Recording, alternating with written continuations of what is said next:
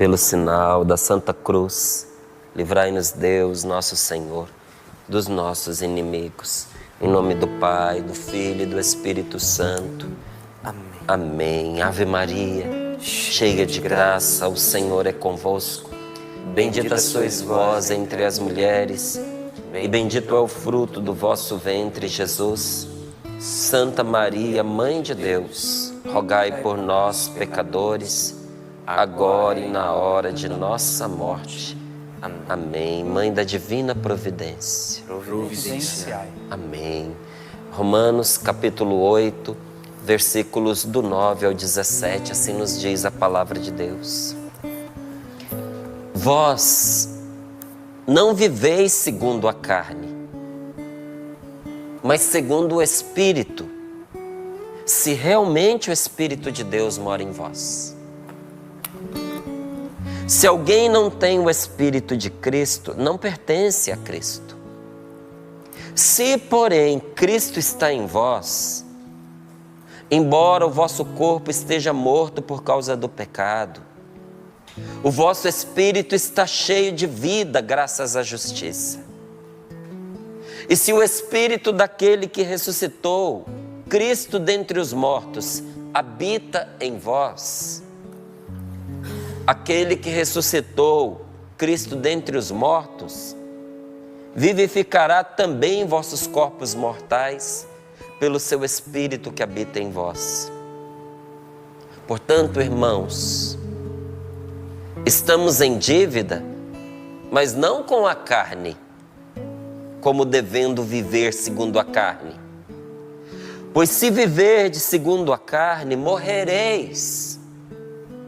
Mas se pelo Espírito matardes o procedimento carnal, então vivereis. Todos aqueles que se deixam conduzir pelo Espírito de Deus são filhos de Deus. De fato, vós não recebestes o espírito de escravos para recairdes no medo, mas recebestes o Espírito que por adoção vos torna filhos e no qual clamamos: Abá, Pai. O próprio Espírito se une ao nosso espírito, atestando que somos filhos de Deus. E se somos filhos, somos também herdeiros. Herdeiros de Deus e co-herdeiros de Cristo, se de fato sofremos com Ele, para sermos também glorificados com Ele. Palavra do Senhor. Graças a Deus. Graças a Deus. Se realmente o Espírito de Deus mora em vós, se Deus está comigo, se eu sou cheio do Espírito Santo, eu não vivo segundo a carne, mas segundo o Espírito. É o que nos diz a palavra do Senhor. Se, porém, Cristo está em vós, embora o vosso corpo esteja morto por causa do pecado, vosso espírito está cheio de vida graças à justiça.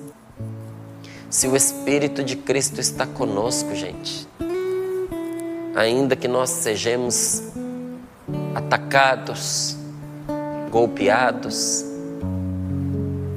de certa forma abatidos no nosso corpo, ainda que nós façamos a experiência da fraqueza, a experiência da doença, a experiência da morte, o nosso corpo pode até sofrer em função do pecado, por causa do pecado. Mas se nós somos de Cristo, no nosso íntimo, no nosso coração, no nosso ser mais profundo, nós estamos cheios de vida, graças à justiça. E continua a palavra de Deus nos dizendo: e se o Espírito daquele que ressuscitou Cristo dentre os mortos habita em vós, se o Espírito da ressurreição habita em mim, habita em você, aquele que ressuscitou Cristo dentre os mortos vai dar vida também ao meu corpo mortal, ao seu corpo mortal, numa determinada altura. Até o nosso corpo, tocado pela fraqueza, pela doença e pela morte, será vivificado pelo Espírito de Deus que habita em nós. Olha como é importante nós caminharmos cheios do Espírito Santo. A palavra de Deus e a experiência dos santos mais antigos, dos primeiros cristãos, nos atestam que o Espírito Santo vitaliza o nosso corpo. É diferente, até no seu físico, uma pessoa que caminha cheia do Espírito Santo de Deus. E aí tem uma importante palavra aqui que diz: se viverdes para a carne, segundo a carne, adotando as inclinações pecaminosas, sujeitos às solicitações do mal, caminhareis para a morte e morrereis. Mas, veja, é graça de Deus isso aqui. Mas, se pelo Espírito matardes o procedimento carnal, então vivereis. Não somos nós quem matamos o procedimento carnal. É sobretudo dom de Deus. Entra a nossa parte sim, entra o nosso esforço sim, mas a nossa parte, o nosso esforço de nada adiantaria se não fosse pelo Espírito de Deus. Se pelo Espírito Santo você matar o que em você é mal, você viverá. Se pelo Espírito matardes o procedimento carnal, então vivereis. Por que pelo Espírito? Porque é a graça de Deus que mata aquilo que é mal em nós. É como um antibiótico que mata ali uma bactéria. Não é? Aquele antibiótico que é um remédio. Às vezes nós sentimos a força daquele antibiótico em nós. Até a nossa estrutura física dá uma balançada dependendo da força do remédio. Mas ele vem para nos curar, para nos restabelecer, para nos devolver a vida. E como é que um antibiótico nos restabelece? Matando em nós aquilo que não deveria estar em nós, matando em nós aquilo que é mal. Então a vida sobrevive a partir da morte de alguma coisa. Deus nos faz viver matando aquilo que estava nos matando. O Espírito Santo faz morrer alguma coisa em nós sim, gente. O Espírito Santo é vida que mata a morte. Então, quanto mais cheio do Espírito Santo eu sou, mais próximo da vida, mais longe da morte. Quanto mais cheio do Espírito Santo eu sou, mais eu entendo que a graça de Deus, ela anula tudo aquilo que me afasta de Deus. A graça de Deus mata a inimizade do homem por Deus. A graça de Deus vai derrubando aqueles obstáculos que nos separavam de Deus. E derrubando esses obstáculos, nós vamos cada vez mais nos unindo ao Senhor. E o Espírito Santo, que mata o que nos matava, faz nascer em mim e em você um outro homem, um novo homem, uma nova mulher que ama a Deus e que faz com prazer a vontade de Deus. Por que é que nos custa tanto às vezes obedecer uma orientação de Deus na nossa vida? Por que nos custa? Porque é aquela criatura velha, aquilo que a palavra de Deus diz que todos nós temos, que ninguém escapa, independente da idade. Diz a palavra de Deus que cada um de nós carrega dentro de si uma velha criatura, ou para usar os termos da Bíblia, um homem velho, uma mulher velha dentro de nós. Essa criatura velha, que somos nós mesmos, não é? É o nome que a palavra de Deus dá àquele apanhado de pecado, de culpa, de más intenções, de más inclinações, que nos leva a ter uma vida podre, uma vida caduca. A palavra de Deus chama isso de velha criatura, de homem velho. Esse ser dentro de nós, essa parte de nós, tem desgosto em fazer o que Deus pede, aquilo que Deus nos orienta. Apesar de que aquilo que Deus nos orienta é a fonte da nossa alegria e da nossa vida. Como é que uma pessoa pode ter tristeza em algo que vai fazer bem? Pergunte a uma pessoa que está com anemia profunda e ela vai poder te explicar. Uma pessoa com anemia profunda vai poder te dizer muito bem como é que alguém, sabendo que a comida é necessária para a vida, tem repulsa por comida. A pessoa anêmica não quer comer. E porque ela não quer comer, ela está anêmica. E porque ela não come, a anemia se agrava. E à medida que a anemia se agrava, menos vontade ela tem de comer. Agora, quem de nós aqui vai negar que é uma alegria sentar-se à mesa, né? Uma mesa bem servida, com bons alimentos. E, no entanto, não basta saber disso quando nós estamos doentes. Não é? A criatura velha dentro de nós sabe o que de Deus é bom para nós, mas está doente. É a nossa parte doente, a nossa parte enferma. O Espírito Santo na nossa vida faz brotar, faz ressurgir, faz ressaltar o contrário, a pessoa nova, o homem novo, a mulher nova, que tem amor por Deus e que faz com prazer a vontade de Deus na sua vida. Porque quando a gente se sente amado, profundamente amado, a gente tem prazer em fazer aquilo que a pessoa que nos ama pede. Quanto mais amado nós nos sentimos, mais nós queremos retribuir o amor com que somos amados. E o Espírito Santo, ele está dentro desse processo. Por quê?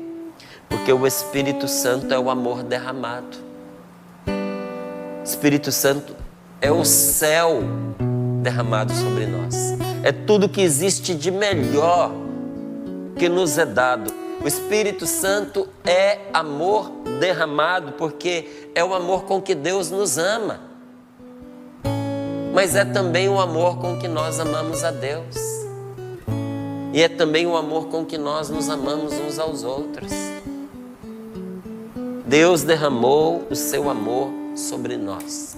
E esse amor de Deus na nossa vida passou a ser também o amor com que nós amamos a Deus e o amor com que nós amamos os nossos irmãos. Por isso, quando uma pessoa ela é batizada no Espírito Santo, quando ela tem um encontro pessoal com Jesus, essa pessoa, ela passa a ter uma nova capacidade de amar. Ser cheio do Espírito Santo, receber o batismo no Espírito Santo, é receber uma nova capacidade de amar, não adquirida, mas infundida. É graça recebida, é dom de Deus, é graça alcançada. Como é que você sabe que uma pessoa é de Deus ou não?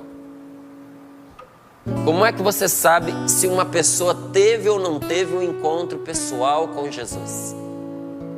Como é que você sabe que uma pessoa foi batizada no Espírito Santo? É porque ela passou a orar em línguas? Não, não é. É porque no momento de oração aquela pessoa caiu ali naquele carisma que chama-se repouso no Espírito Santo. É isso que mostra que a pessoa teve um encontro pessoal com Jesus, ou que mostra que ela foi batizada no Espírito Santo? Não, porque isso pode ser falseado. A oração em línguas pode ser falseada, não é? O repouso no Espírito Santo pode ser falseado. A pessoa pode fazer um teatro.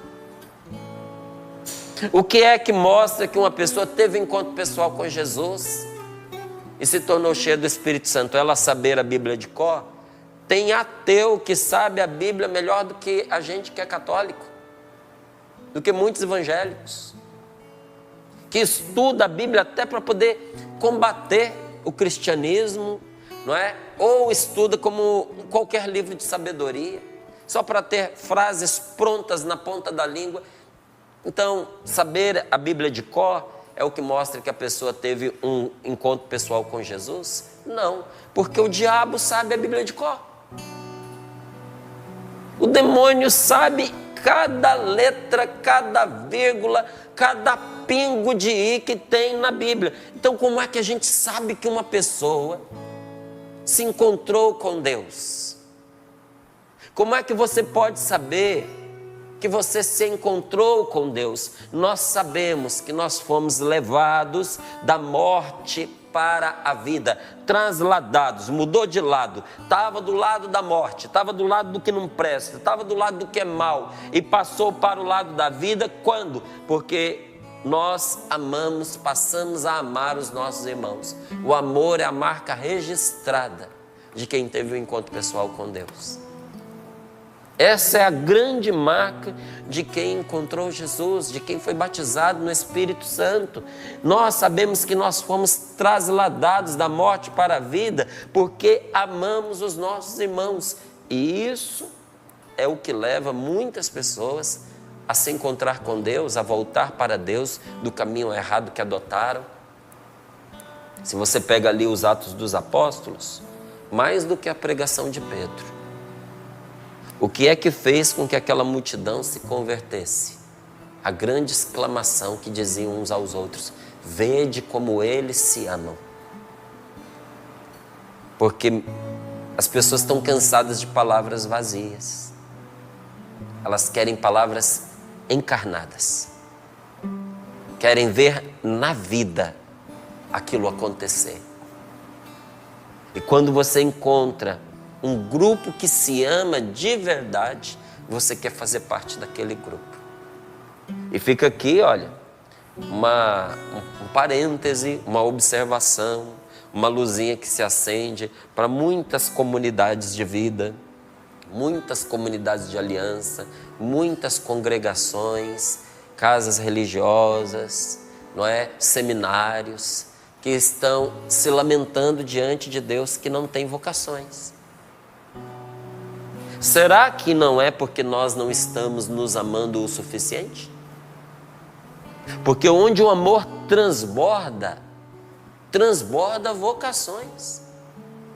Não adianta a gente fazer propaganda, a gente fazer campanha para as pessoas ingressarem na nossa comunidade, se quando se aproximarem da comunidade enxergarem o quê? Uma comunidade dividida, de pessoas desgastadas, de pessoas desanimadas, de pessoas que falam mal umas das outras, pessoas que mentem, que caluniam, que vivem a partir da inveja. Quem que quer viver num lugar desse jeito?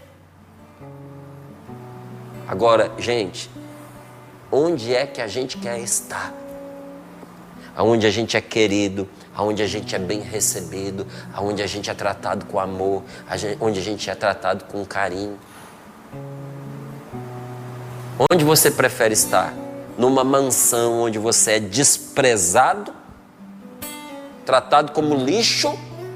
Uma mansão com campos, com grandes quintais, piscina, árvores lindas, os cômodos espaçosos, maravilhosa iluminação, móveis de muito bom gosto. Você entra, aquilo enche os olhos. Mas ali você é tratado como um capacho, abaixo de lixo. Você prefere estar num lugar assim, ou você prefere estar num casebre, num barraco, pobríssimo, paupérrimo, mas onde te recebem como um rei, te recebem com amor. Quando você chega à porta, pulam no seu pescoço, com lágrimas nos olhos, e te abraçam e te dizem: que bom que você chegou, esperávamos por você. Às vezes ali tem pouco a se oferecer, mas o que tem de melhor é oferecido para você. Onde você gostaria de estar? A gente quer estar, meus queridos, onde nós somos amados, onde nós somos queridos, onde nós somos desejados. Com todo mundo é assim. Se você só bate na sua esposa, bate não é no sentido físico, agressões verbais, palavras muito bem escolhidas, não de baixo escalão, mas que ofendem. Palavras que doem ao ouvido e ao coração. Se você só tem palavras que são verdadeiras cacetadas, e olha, às vezes não são palavras, às vezes é aquele silêncio terrível de desprezo pela pessoa. Às vezes é o frio, o gélido apunhalar da indiferença, que não se traduz em palavras, às vezes é um olhar de desprezo. Se é assim que você às vezes corrige seus filhos, ou é assim que você trata o seu esposo ou a sua esposa, não se espante se a pessoa não quiser voltar para casa. Não se espante que a pessoa prolongue os horários no trabalho. Não fique admirado que a pessoa faça aquela... A expressão não é essa, mas ajuda a entender. Uma via sacra até chegar em casa. Via sacra porque na via sacra a gente vai parando de ponto em ponto, né? E às vezes a pessoa faz isso ao voltar para sua casa. Tudo é pretexto para ela parar. Porque não tem prazer de chegar em casa.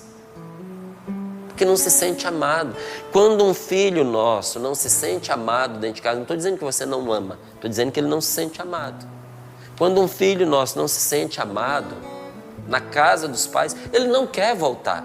Ele vai embora, ele volta às vezes por obrigação, demora anos para poder visitar, porque ali não se sente querido, não se sente amado. É o amor que nos traz de volta, é o amor que nos resgata. Por isso que Jesus vira para nós e nos dá como mandamento amar. Dou-vos um novo mandamento, amai-vos uns aos outros. Ô Márcio, mas é tão difícil amar. Gente, amar só é difícil para quem não ama. Porque no momento em que você começa a amar de verdade, você não consegue entender como você passou tanto tempo na sua vida sem amar. Amar é a melhor coisa do mundo. Amar é o que dá sentido para a nossa vida. Amar é o que dá gosto de viver. Amar nos faz mais feliz do que sermos amados. Uma coisa não funciona sem a outra, sabe? Para a gente amar, a gente também precisa ser amado. Não é? Só Deus consegue amar sem ser amado.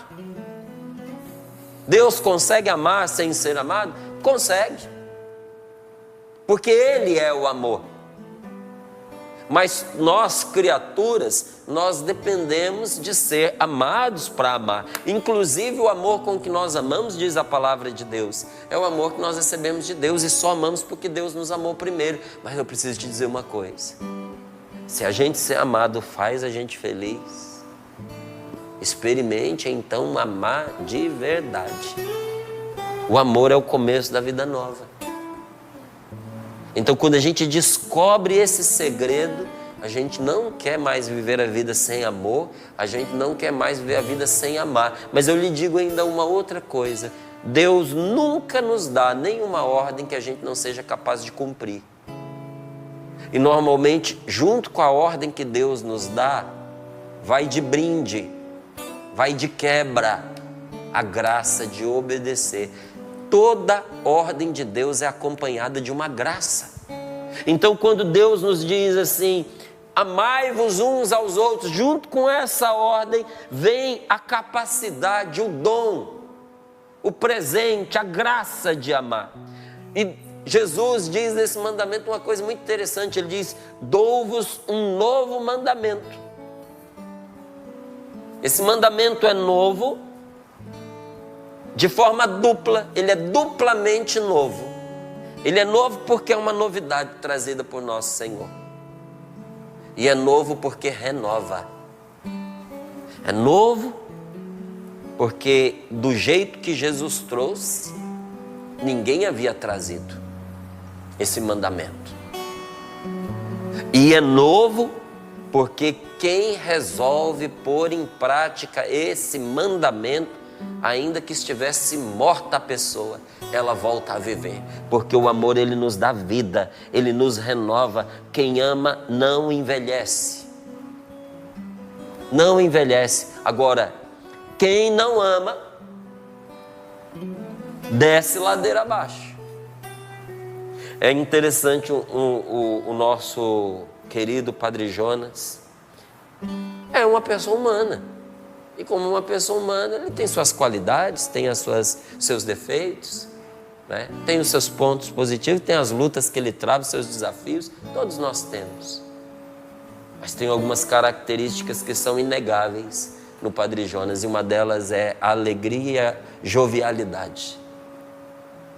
Um homem de 84 anos, e você olha e você não sabe se você está vendo um ancião ou uma criança, um garoto, um jovem.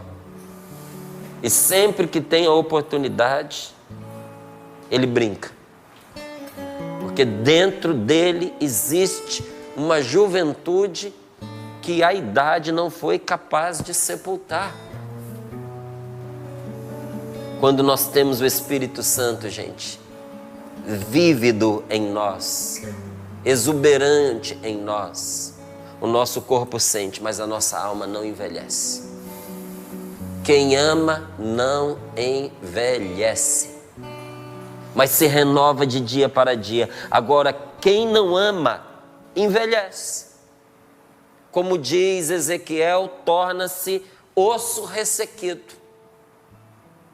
Já ouviu essa expressão dita de uns para os outros? Pessoa seca.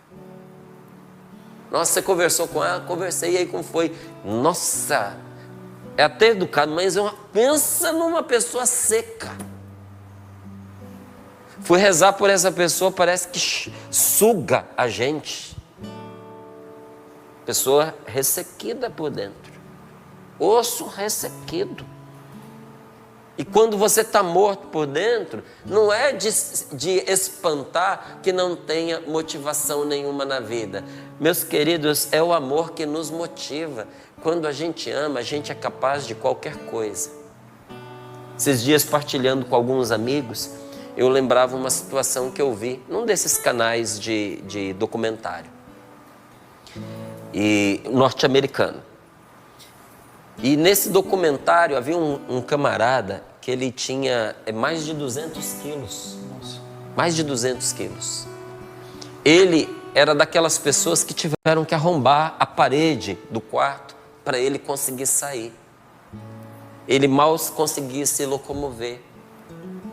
Era aquela obesidade mórbida, mas cultivada também.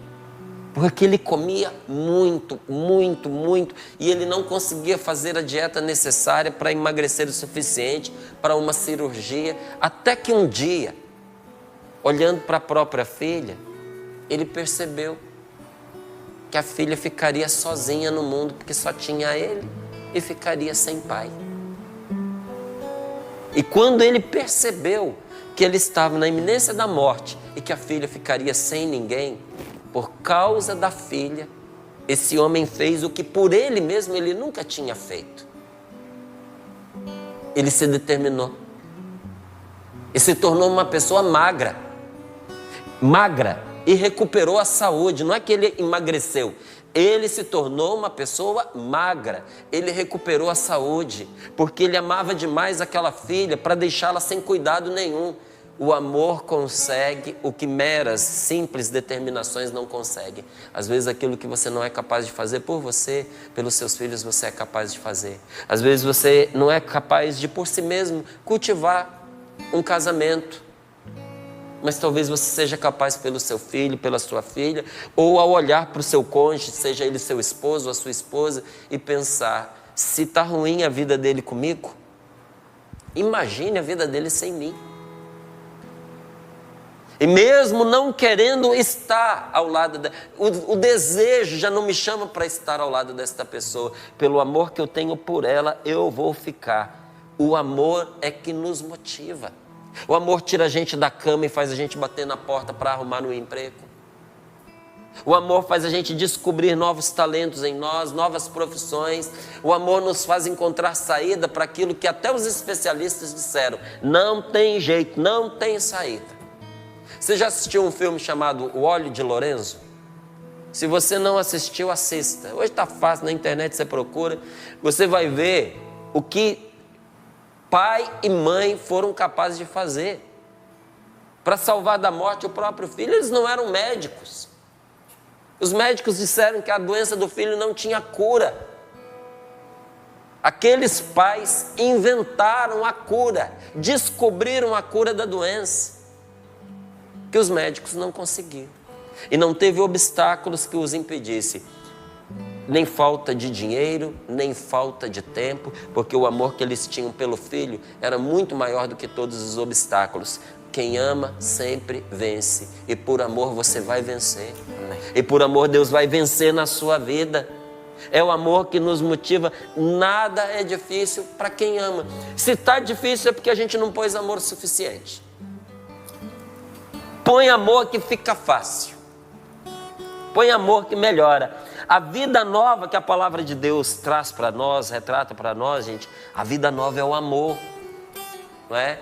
Agora há pessoas que dizem assim: eu quero viver esse amor, mas onde eu vou encontrar? E por que tem pessoas, mas que alcançam essa tal dessa vida nova, essa tal liberdade que a palavra de Deus fala, enquanto outros não? Por que uns são felizes e outros não conseguem ser? O que é que tem de diferente? Esta palavra acabou de nos dar o segredo, de nos revelar. Versículo 13, na segunda metade: se pelo Espírito mortificardes as obras da carne, vivereis. Se pelo Espírito Santo matardes o mal em vós, vivereis. Existe algo da nossa felicidade que só vai acontecer quando, junto com Deus, a gente matar o que é mal dentro de nós. Do homem velho ao homem novo, existe apenas uma ponte que o separa. Como é que eu faço para passar do homem velho ao homem novo?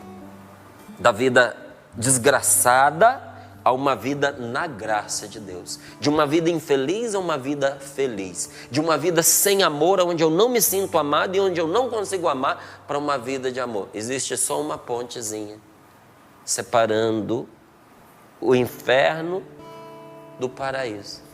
Se chama mortificação. O Espírito Santo dá a vida, mas dá a vida através da mortificação. No batismo nós fomos feitos homens novos, mas é preciso todos os dias renovar esse sim. Não foi o que nós fizemos agora há pouco junto com o Padre Jonas? Um dia nós nos consagramos definitivamente a Deus. Foi o nosso batismo. Gente, a única real e total consagração que nós fazemos a Deus é a do batismo. E por que depois fazer atos de consagração? Porque também o nosso batismo nós devemos, da nossa parte, não da de Deus, renovar todos os dias. Todos os dias eu preciso renovar o meu sim. E a mortificação do homem velho é a condição para que exista essa contínua renovação. Se eu não mortificar o homem velho, eu serei água parada, cria bicho, não é? O verdadeiro homem novo que quer ressurgir em nós é Jesus. E a palavra de Deus nos diz: para que Jesus viva, algo tem que morrer. Se nós morrermos com Ele nós viveremos. A vida nova indica uma vida que começa de novo, depois da intervenção de uma morte. Algo precisa morrer para que o que a gente tanto deseja possa viver. Então, nesse momento breve de oração, vamos pedir a Deus que faça conosco o que muitas vezes nós fazemos à frente da nossa casa ou no jardim da nossa casa. Que o Senhor venha podar em nós os ramos apodrecidos, tirar de nós as folhas mortas que só roubam a nossa força. Vamos pedir, vamos nos entregar nas mãos do Senhor, como o mármore se entrega nas mãos do escultor, para que Deus tire em nós aquelas lascas que nos deformam, para que apareça em nós a imagem e semelhança de Deus. Vamos ajudar a Deus em nossa mortificação. Se você puder, põe as mãos sobre o seu peito, sobre o seu coração, e pergunte a Ele: Senhor, como é que eu posso fazer isso? Ajuda, Senhor. Como é que eu posso me mortificar? Ajuda caminhando. Talvez colocando um pouco mais de filmes, de séries, de televisão, de certos jornais de lado. Isso é mortificar o que é mal. Se desvencilhar da pornografia, desses estímulos eróticos para o pecado, pôr de lado, se afastar da maledicência, da inveja, frear a própria boca, frear a própria cobiça, frear as palavras maledicentes, porque a maior luta, a maior batalha que nós travamos é contra o homem velho que existe dentro de nós. E a mortificação é esse jugo que nos mantém unidos a Deus. Senhor, dá-nos a graça de, nesse dia de hoje, cooperarmos contigo para essa transformação. Vem, Espírito Santo. Vem, Espírito Santo de Deus. Vem sobre nós, vem em nome de Jesus. É este amor que faz com que nós tudo superemos. É a força do Espírito Santo em nós.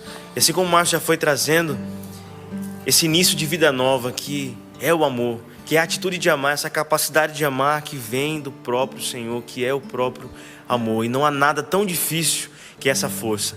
A força do amor não supere.